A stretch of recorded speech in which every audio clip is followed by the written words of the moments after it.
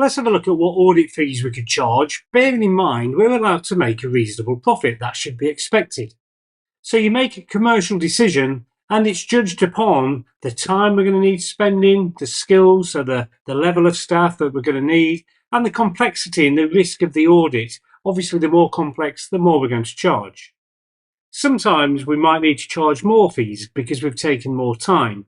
Wherever possible, we warn the client and we show sometimes that, look, the client may have caused some of these errors by not giving us the books on time, etc.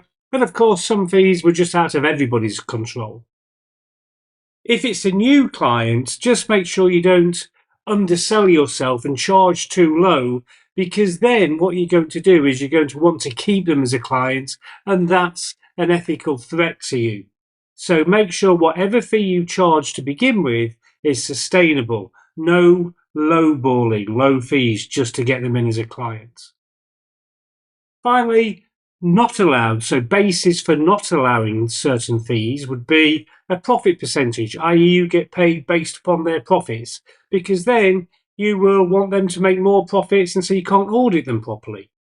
You're not allowed to do something like, if we qualify your report, then no fee. Can't do things like that. So anything contingent on something else happening, and you can't have special buy one, get one free offers, that sort of thing.